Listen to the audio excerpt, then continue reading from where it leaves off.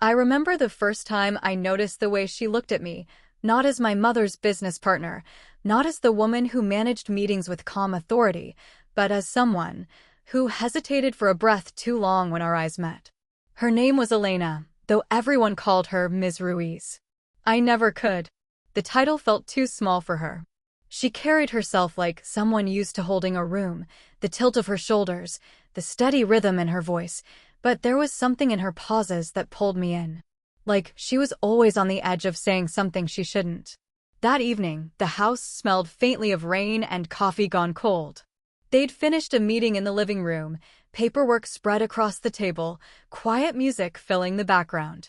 I'd only come down to grab a charger, but somehow I ended up staying, leaning against the kitchen counter, pretending to scroll my phone while they wrapped up. When my mother went upstairs to take a call, the silence between us shifted. Elena gathered the papers slowly, methodically, her fingers brushing against mine when I reached to help. It wasn't much a light touch, a mistake, but my hand stayed there a fraction longer than it should have. "Thanks," she said softly, not looking at me right away. Her voice had that low, unhurried tone that makes everything sound intentional. She smiled, polite, careful, but her eyes flicked toward mine, searching, like she was measuring how much I'd noticed. "I didn't know you were still here," she added, tucking a strand of hair behind her ear. "Didn't plan to be," I said. "But you looked like you could use some help." She laughed, a quiet breath that barely escaped her lips. "You think I can't handle a few documents? I think you've been handling too much all day." The words came out before I could stop them. Too honest. Too revealing. Her hand paused mid-motion, a single page between her fingers. She didn't reply, but the air changed a heavier, warmer. The rain outside had stopped, yet I could hear every drop still sliding down the window. She finally spoke, her voice softer this time. "You shouldn't say things like that." "Why not?" "Because you mean them." I didn't have an answer. She stood a few feet away, but it felt closer than that. Her perfume lingered in the air, subtle, a mix of jasmine and something darker, and my heartbeat synced with the slow ticking of the kitchen clock. For a moment, we just stood there, neither moving. Her fingers brushed the edge of a folder, tracing its corner. My hand was still on the table, close enough that if either of us shifted even slightly, we'd touch again. The lights flickered once, a storm surge, maybe, and she looked up, startled. Our eyes caught, just for a heartbeat, and I swear everything else fell away. The sound, the house, the reason she was even there. She broke it first. She always would. "I should go," she said, gathering her things too quickly. Papers slipped from her hand, scattering across the floor. I bent to help, but she knelt at the same time, and our shoulders brushed. That small, accidental contact, her breath close to my cheek, her sleeve grazing mine, felt louder than anything either of us had said. When we stood, she looked at me differently.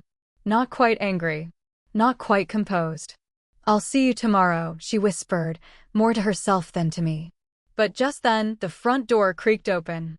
My mother's voice floated in, cheerful and unaware. Elena straightened, stepped back, and smiled that perfect, practiced smile. And just like that, the moment was gone. Only my heartbeat stayed, too fast, too obvious, as she walked past me, her perfume trailing like something unfinished. I saw her again the next week. Same house, same late afternoon light slanting through the kitchen window, that time of day when everything turns gold and a little too honest. She was early. My mom hadn't come home yet. Elena sat at the dining table with her reading glasses low on her nose, signing something, a cup of tea beside her gone cold. She looked up when she heard me. "Hey," she said, the word gentle, but her tone shifted like she hadn't expected to see me either. "Hi." I hovered near the door, pretending I was looking for something. I wasn't.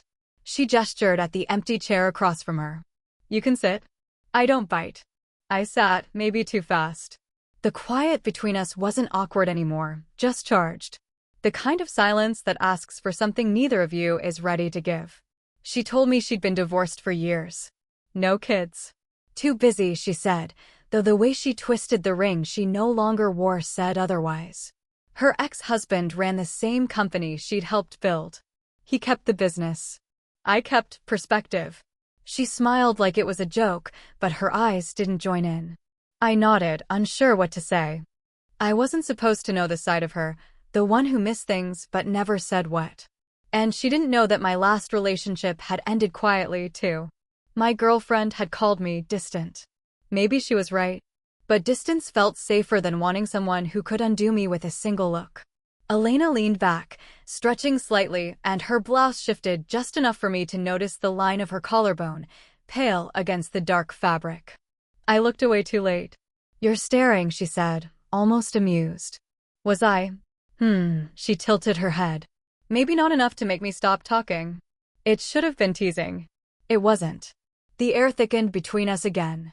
She reached across the table to hand me a pen, unnecessary, since I wasn't signing anything, but when I took it, her fingers brushed mine.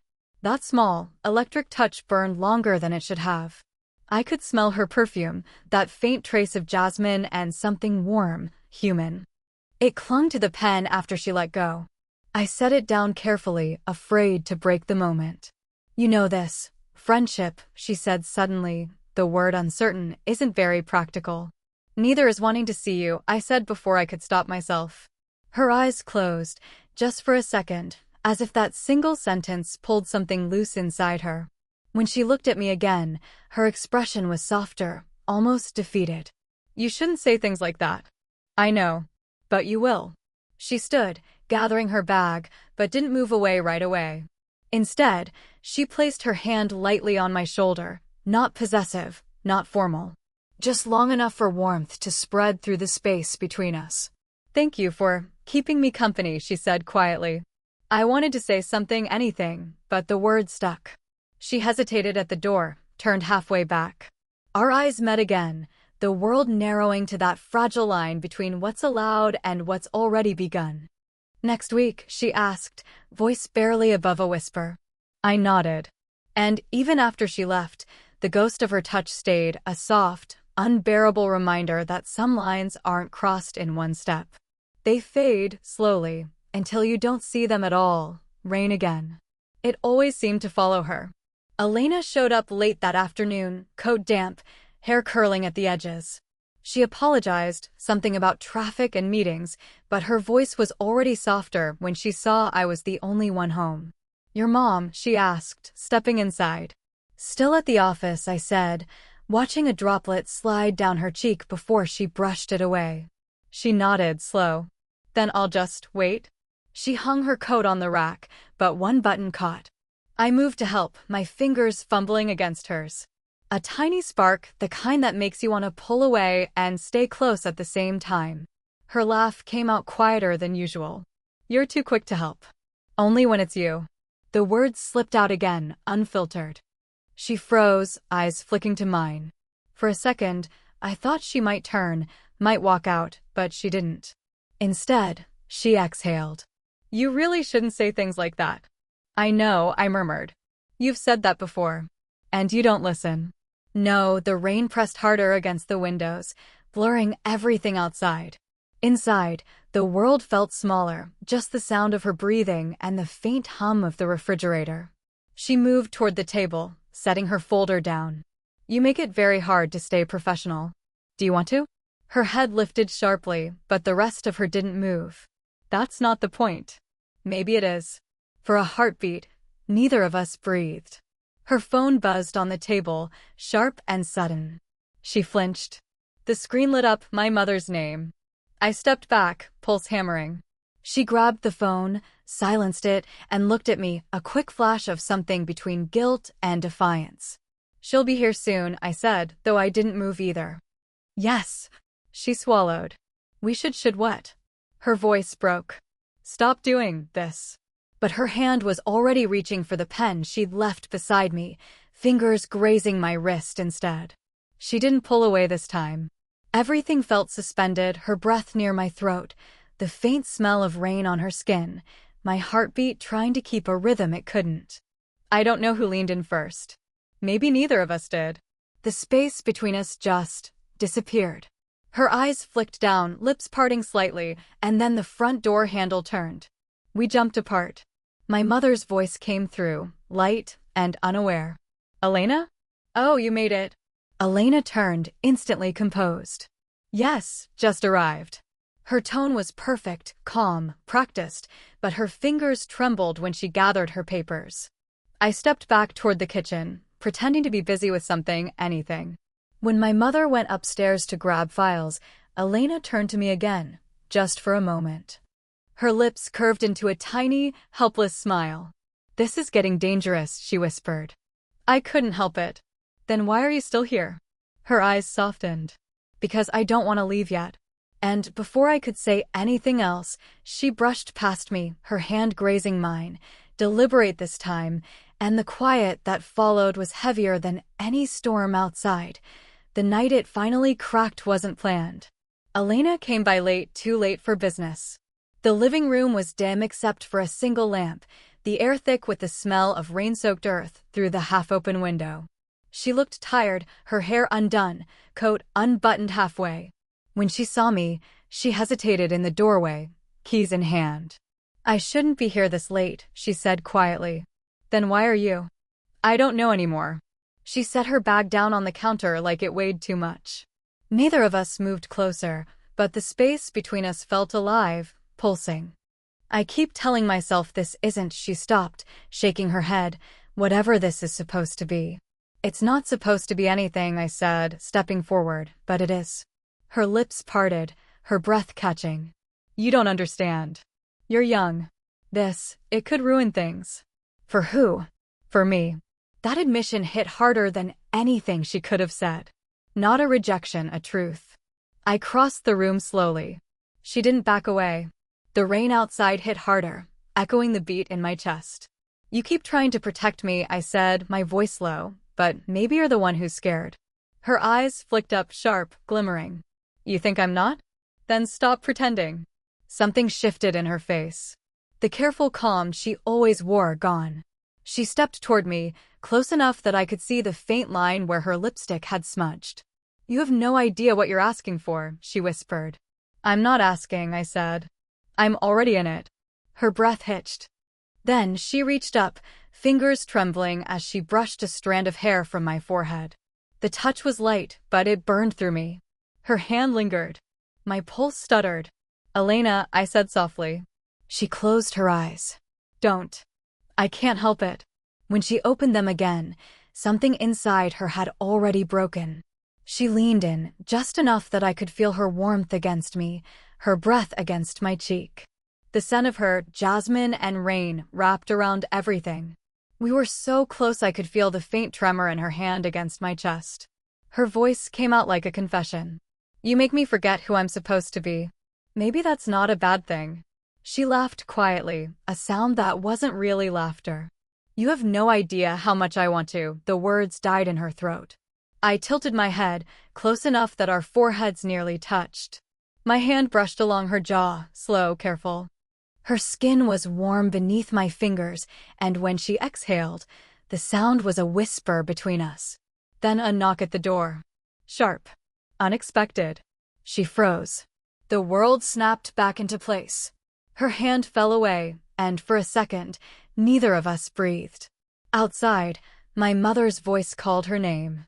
Elena turned toward the door, her expression shattered and unreadable. Don't say anything, she whispered. Not now. And just before she stepped away, she looked back, eyes raw, voice barely steady. This was almost the moment, she said. Then she was gone, leaving the air trembling with everything we hadn't done. It had been 3 days since the almost. 3 days since that knock at the door, that breath between us that never became a kiss. I told myself I'd moved on, that I could stop replaying the way she'd said this was almost the moment. But then I saw her again. She was in the kitchen with my mother when I came home, sunlight flickering off her earrings, her laughter sounding too casual to be real. I froze in the doorway, trying to act normal while my pulse did the opposite. Hey, my mother said, glancing up. We were just talking about you. Elena's eyes flicked to me, quick and unreadable. You didn't tell me you were applying for that music fellowship, she said. I blinked. I didn't. My mother smiled proudly. He's modest. He got a recommendation letter from one of my colleagues. Elena helped edit it, actually. My breath caught. She knew? When my mother turned to pour more coffee, I looked at Elena. She didn't look back. Later, after my mother left for an errand, I found her still sitting at the table, papers spread in front of her, pretending to read. "You wrote that letter," I said quietly. She didn't answer. "Elena." Her hand paused on the page, fingers curling slightly. "Your mother asked me to help. It was supposed to be professional. Then why not tell me?" She looked up finally, and there it was, that familiar restraint, the kind that hurts to watch. "Because you would have made it mean something else. Would I have been wrong?" Her lips parted, not in surprise, but in surrender. "You don't understand how complicated this is." "Then explain it." She stood abruptly, papers scattering again. "You think this is easy for me? I'm supposed to be." She stopped, shaking her head. "I've spent half my life trying not to want things I shouldn't." The room went quiet except for the faint hum of the refrigerator. I stepped closer slowly. "You think I don't know that feeling?" "Don't," she whispered. "Don't come closer." But I did. The distance between us dissolved until I could feel her breath against my chest.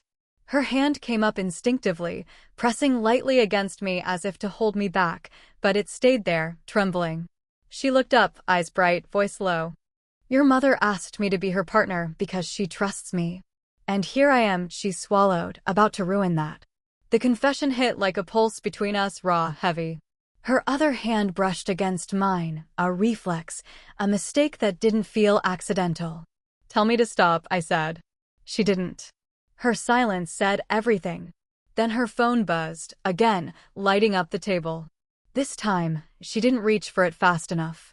The screen flashed with my mother's name. And beneath it, "We need to talk about Noah." Her eyes widened. Everything that had felt dangerous now felt like falling. "Elena," I whispered.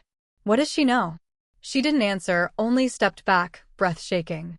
And even as fear slid between us, neither of us moved far enough to break it. She met my gaze, voice unsteady. "Whatever happens next, it can't be undone." The message changed everything. Or maybe it only revealed what was already waiting to break. Elena didn't come by for a week after that night. No calls. No texts. Just absence, the kind that felt louder than words. Then one evening, after my mother left for a conference, there was a knock. When I opened the door, Elena stood there, rain on her coat again, eyes dark and tired. "I shouldn't be here," she said. "I know," I answered. "You said that last time too." She stepped inside anyway. The house was quiet, lights low. Only the soft patter of rain and the hum of the heater. She didn't take off her coat right away. Just stood there, breathing like someone who'd been running. "She knows," Elena said finally, voice rough. "Your mother. She saw something in my messages." She didn't say much, but I could tell. "What did she say?" "That I should be careful. That people talk." I swallowed. "Do they?" Her eyes met mine. They would. If they knew. The space between us felt electric, full of everything we'd tried to bury. "Elena," I said, stepping closer. "I don't care who talks." She gave a broken laugh. "You should." "I don't." "Yes, you do. You just don't yet." She turned, but I caught her wrist, not hard, just enough to stop her. She froze. Her pulse thudded beneath my fingers, fast, alive. "This isn't fair," she whispered. "To who?" "To both of us." "Then tell me you don't feel it." Her silence said more than any denial could. I stepped closer. She didn't move. Her breath was shallow, eyes glinting under the soft light. For a moment, neither of us spoke, the world shrinking to the sound of our hearts, the air, the space that wasn't space at all. She reached up, fingers brushing the side of my face, slow, uncertain. The touch was both a confession and a goodbye. Her lips parted, but the words caught in her throat. "This is what you wanted," I said, barely audible. "No," she whispered. "It's what I stopped wanting, until you made me remember how." Her coat slipped from her shoulder, falling soundlessly to the floor. I could feel her warmth now, inches away, the scent of rain and skin between us. My hand rose, almost without thought, to tuck a loose strand of hair behind her ear. She closed her eyes, leaning into the motions so small, so human. When she opened them, the hesitation was gone. "I can't keep pretending," she said. "Then don't." She exhaled, trembling. If we do this, there's no going back. Maybe there never was. The words hung there fragile, final. For one breath, everything was still. Her hand on my chest. My forehead against hers. The air trembling with what would happen if either of us moved even slightly closer.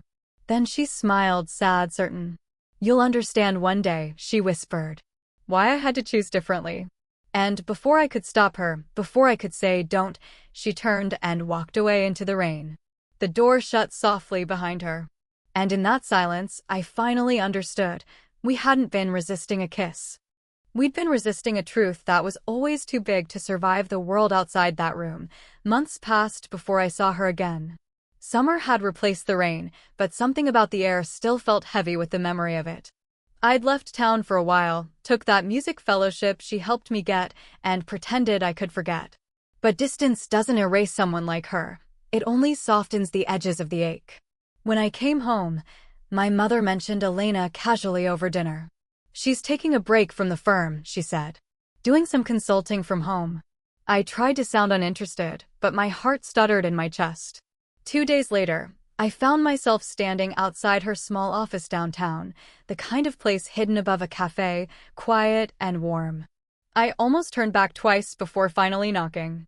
She looked the same. Maybe a little calmer. The first thing she did was smile, not the careful, practiced one I remembered, but something real, gentle. Noah, she said softly. You shouldn't have come. I know, I said. But I wanted to. She leaned against the doorway, arms crossed loosely. You always did. We stood there for a moment, not saying anything. The silence wasn't tense anymore. Just full, lived in. I took the fellowship, I said finally. I know. You wrote the letter. Her eyes flicked down. I did. You didn't have to. I wanted to, she said simply. You reminded me what it felt like to believe in something again. I stepped closer. You reminded me what it felt like to want. Her lips curved, not in amusement, but understanding. You were never the problem, Noah. It was timing. It was me trying too hard to be right when all I wanted was, she trailed off, shaking her head. I waited. Then she looked up and whispered, you. The room felt smaller again, that familiar hum between us returning like muscle memory. But this time, there was no fear. I reached out first. My hand found hers, fingers fitting together like something that had been waiting to happen. She didn't pull away. For a long time, neither of us spoke. The city sounds below drifted in through the open window, faint laughter, a car horn, a world still moving while we finally stopped running from what we already knew. She stepped closer, slow, until her forehead rested lightly against mine. I don't know what this is, she whispered. And maybe I don't need to. You don't, I said. Just stay for a minute. So she did. Her thumb brushed against my wrist, small, steady. My other hand rested at the back of her neck, feeling her breathe, feeling her there. It wasn't a grand ending. No declarations, no rules broken. Just two people, finally still, the space between them gone. When she finally looked up, her smile was soft, certain. You grew up, she said. Maybe, I murmured. Or maybe I just caught up. She laughed quietly, leaned in, and pressed her lips, not to my mouth, but to my forehead. A simple, lingering kiss that said everything words couldn't. And in that quiet, something inside both of us finally eased. No secrets. No fear. Just a kind of peace that only comes when you stop pretending you don't care. Did you enjoy the story? What kind of stories would you like to hear next?